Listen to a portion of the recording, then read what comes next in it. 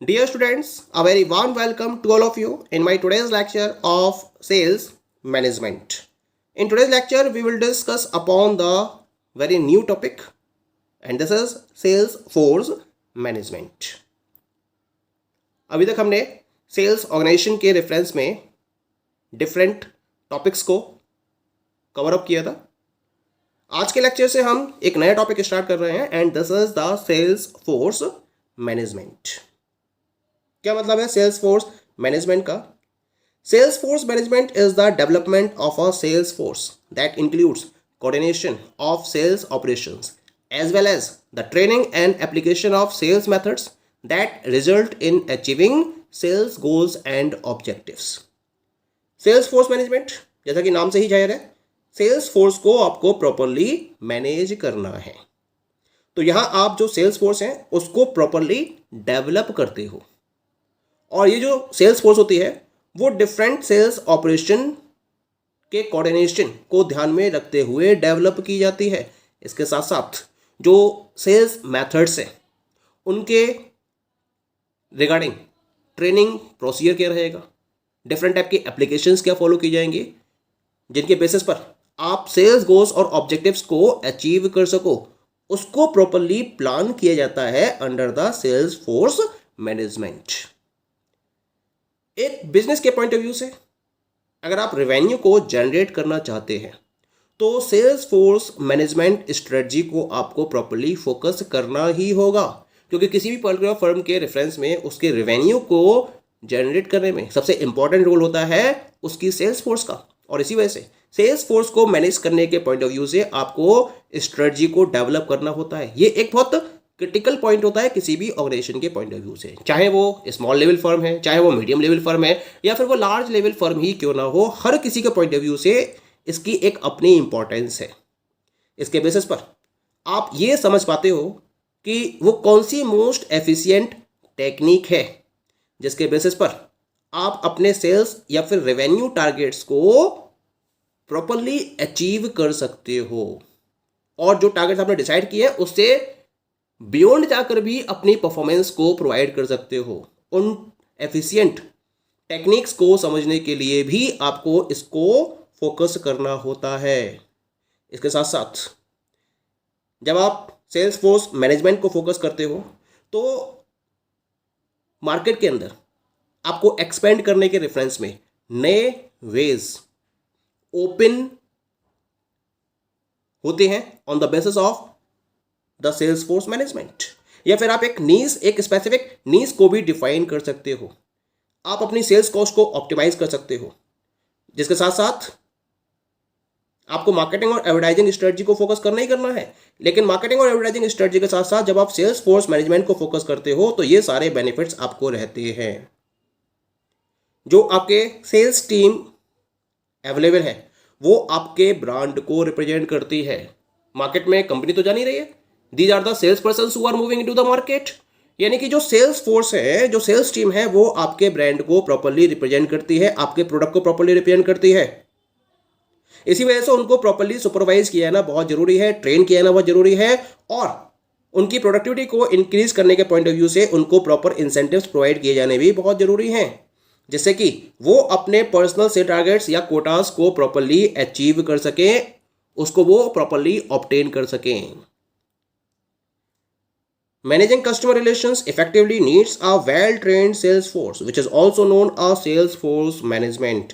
यानी कि अगर आपको कस्टमर्स के साथ में रिलेशंस को इफेक्टिव वे में मैनेज करना है तो उसके रिगार्डिंग एक वेल ट्रेंड सेल्स फोर्स की आपको जरूरत पड़ेगी ही पड़ेगी. और एक वेल ट्रेंड सेल्स फोर्स को डेवलप करने के सिस्टम को हम सेल्स फोर्स मैनेजमेंट के नाम से जानते हैं. तो ओवरऑल किसी भी पर्टिकुलर ऑर्गेनाइजेशन द्वारा अपनी सेल्स फोर्स को मैनेज करने के रेफरेंस में और डेवलप करने के रेफरेंस में जो स्ट्रेटजी फोकस की जाती है उसे हम सेल्स फोर्स मैनेजमेंट में कंसीडर करते हैं. पॉइंट क्लियर हो गया यहाँ पर ना? So this is about the concept of the sales force management. Now we will discuss about the different functions of sales force management. किसी भी पर्टिकुलर एंटरप्राइज के मार्केटिंग प्लान के सक्सेस के रेफरेंस में सेल्स फोर्स मैनेजमेंट के द्वारा एक integral role play किया जाता है। मार्केटिंग स्ट्रेटजीज को सक्सेसफुल वे में अगर आपको एग्जीक्यूट करना है तो उसके लिए आपको एफिशिएंट और वेल ट्रेन्ड सेल्स रिप्रेजेंटेटिव्स की हमेशा रिक्वायरमेंट होगी ही होगी। यानी कि जब हम सेल्स फोर्स मैनेजमेंट को परफॉर्म करते हैं या जब सेल्स फोर्स मैनेजमेंट को फोकस किया जाता है तो इसके द्वारा कुछ पर्टिकुलर फंक्शंस परफॉर्म किए जाते हैं। क्या क्या है ये functions? The very first one is the recruitment function. An essential part of the effective sales force management is recruitment. Over the decades, companies have designed advanced selection programs and procedures to test the behavioral, managerial, and personality skill and expertise are identified.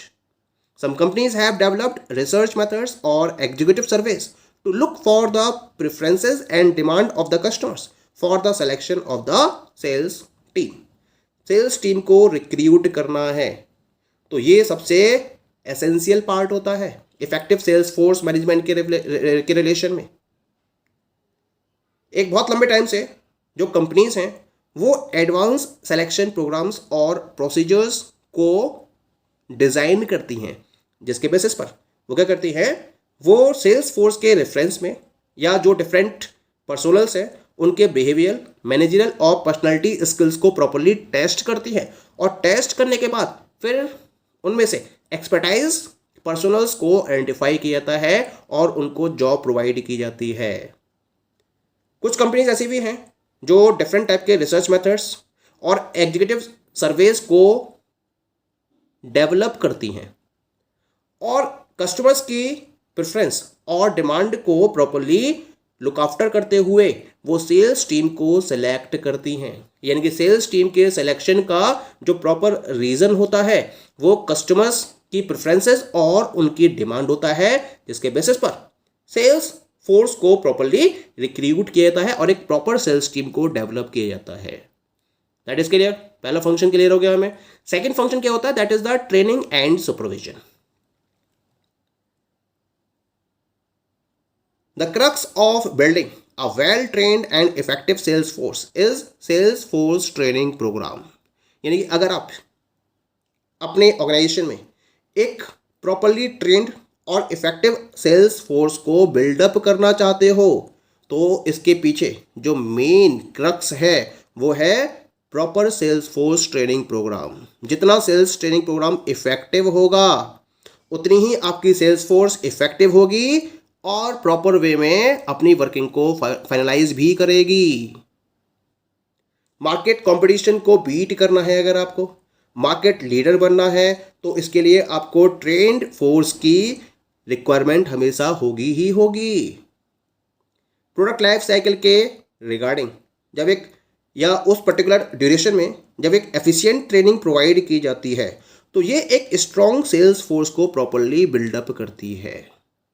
यानी कि proper training provide करना, यानी किस तरीके different type के sales techniques and methods को अपनी sales force के से शेयर करना और उनको इसमें एक्सपर्टाइज करना, this is the part of the sales training. और किस तरीके से वो अपनी परफॉर्मेंस को प्रोवाइड कर रहे हैं उसको प्रॉपरली सुपरवाइज भी करना।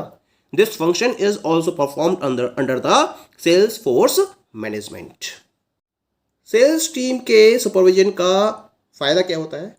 जो सेल्स पीपल हैं उनका मोरल हमेशा हाई बना रहता है और कस्टमर्स को मैनेज करने के रेफरेंस में उन्हें एक राइट डायरेक्शन बताई जाती है। वो हमेशा अवेयर रहते हैं कि किस तरीके से उन्हें अपने कस्टमर्स को प्रॉपरली मैनेज करना है। जितना बेटर वे में रिजल्ट्स को अचीव किया जाएगा उतना ही ऑर्गेनाइजेशन के लिए बेटर होगा, लेकिन ये तभी पॉसिबल है जब एक बेटर सुपरविजन अवेलेबल हो। अगर सुपरविजन स्ट्रांग नहीं है तो बेटर वे में रिजल्ट्स को भी अचीव नहीं किया जा सकता सेल्स टीम के द्वारा, और इसके लिए आपको सुपरविजन को फोकस करना ही करना होगा। जो एफिशिएंटली मैनेज्ड सेल्स टीम्स होती हैं किसी भी एंटरप्राइज के अंदर, वो अपनी टास्क को इफेक्टिव वे में परफॉर्म करते हैं और अपने सेल्स गोल को भी इफेक्टिव वे में मीट आउट करती हैं। Now come to the next function. This is the motivation and incentives. Different type के डेटा और मार्केट रिसर्च की एनालिसिस के बेसिस पर ये इंफॉर्मेशन निकाली गई है या ये सजेस्ट किया गया है कि जो मोटिवेटेड सेल्स फोर्स होती है वो टारगेट ओरिएंटेड होती है, गोल अचीवर्स होती है और रिजल्ट प्रोड्यूसर्स होती है। यानी अगर कंपेयर किया जाए मोटिवेटेड सेल्स फोर्स को और डीमोटिवेटेड सेल्स फोर्स को, तो मोटिवेटेड सेल्स फोर्स ज़्यादा टारगेट ओरिएंटेड, गोल अचीवर्स और रिजल्ट प्रोड्यूसर होती है। सेल्स एम्प्लॉयज के मोरल को ड्राइव अप करने के लिए और बूस्ट करने के लिए मोटिवेशन एक इंटीग्रल रोल प्ले करता है। और ऑर्गेनाइजेशन के अंदर सेल्स फोर्स को प्रॉपरली मोटिवेट करने के लिए डिफरेंट टाइप के फैक्टर्स कंसीडर किए जाते हैं, जैसे कि कंपेंसेशन है, इंसेंटिव्स है, सेल्स शेयर्स हैं, कोटाज हैं। ये सारे वो पर्टिकुलर मोटिवेशनल एलिमेंट्स होते हैं जिसके बेसिस पर वर्क फोर्स के मोटिवेशन को हाई लेवल तक ले जाया जाता है। And this is the function which is perform by the sales force management. Next one function is the sales force evaluation. Sales results को इवैल्यूएट करना, प्रोडक्ट नंबर्स को इवैल्यूएट करना, प्रॉफिट रिपोर्ट को इवैल्यूएट करना, ये किसी भी successful sales force management system का एक की पार्ट है जिसे हम इवैल्यूएशन में इंक्लूड करते हैं। तो इवैल्यूएशन का मतलब है जो आपके सेल्स फोर्स है या जो सेल्स पर्सनल्स हैं उनकी परफॉर्मेंस को आपको प्रॉपर्ली इवैल्यूएट करना है in terms of their sales results, in terms of their number of products sold, in terms of their profit earned. And this is the function which is performed by the sales force management system.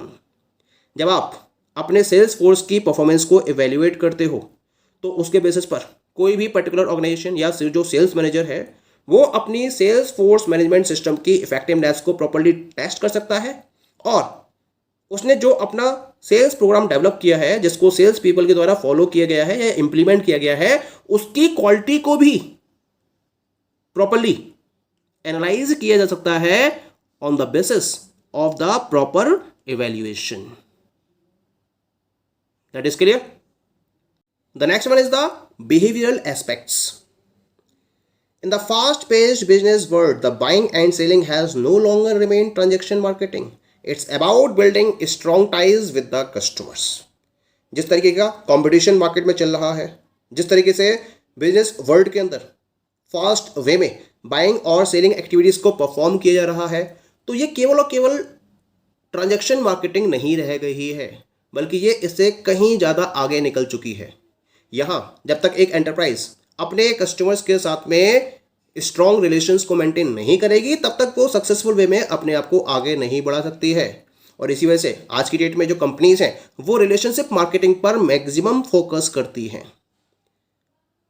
इसी वजह से जो sales force management है उसमें भी उन particular techniques और arts को फॉलो किया जाता है जिसके बेसिस पर जो सेल्स पर्सन्स हैं वो अपने कस्टमर्स के साथ में एक लॉन्ग टर्म रिलेशंस को मेंटेन कर सकें जिससे कि सक्सेसफुल सेल्स को अचीव किया जा सके।